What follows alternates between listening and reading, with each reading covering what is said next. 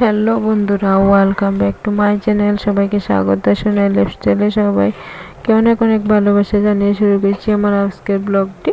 তো সকালবেলা দেখো রান্না বান্না কিছু দেখালাম না তোমাদের সাথে।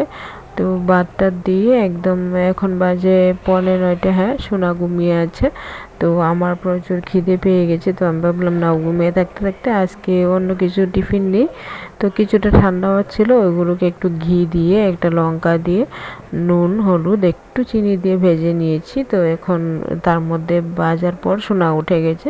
তো এখন ভাবলাম সোনাকে নিয়ে খাবো, কিন্তু সোনা কিছুতেই খাচ্ছে না। 2 দিন ধরে কেন জানি ও একদম খাবার খেতে চাচ্ছে না, ও মুখে খুলতেছে না। খাবারটা যখন দিতে যায় মুখটাকে বন্ধ করে রাখে, বুঝতে পারছি না কি হয়েছে। তো ওইদিকে দেখো, তারপর সোনাকে খাইয়ে একদম চুলাটা মুছে নিয়েছি। তো বাসনপত্রগুলো ধুয়ে দিয়েছি। তো এখন এগুলোকে বাথটবে দিয়ে জলটা জড়িয়ে নিয়ে এখন আমি গুছিয়ে রেখে দেব। আর 2 দিন ধরে বললাম না, ও কেন জানি খেতে চাচ্ছে না। হ্যাঁ সত্যি, হয়তো মানে লোকে বলে না যে নজর লাগে, ওইটা সেটা। আসলে সোনা আমার কখনোই সেরকমভাবে খাবারের জন্য তটা যন্ত্রণা দেয়নি। তো আসলে এই পাশের ঘরেও, মানে পাশের ঘরে বলতে এই বাড়ির মালিকের ঘরে ও প্রায়ই সকালে খানাটা খায়। তো কিছুদিন আগে ওনাদের ঘরে অনেক লোক এসেছিল, ওনাদের মধ্যে আমি শুনতে পেয়েছি একজন বলেছিল যে সোনা খাবারে কোনো যন্ত্রণা দেয় না।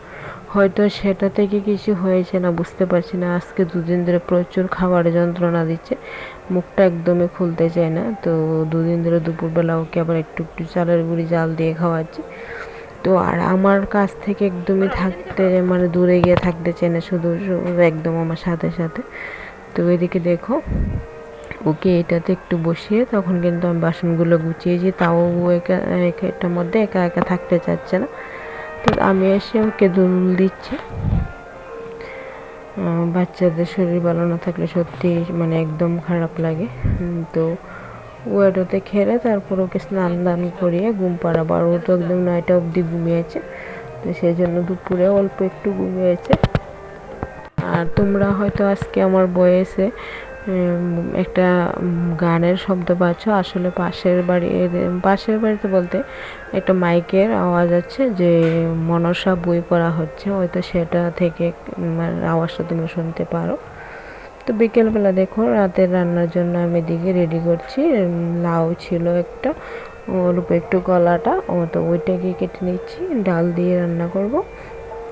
আর ওই পাশে কচুলতিগুলি রয়ে গেছে, ওগুলোকে কাঁঠাল বিচি কেটে শুটকি মাছ দিয়ে রান্না করব।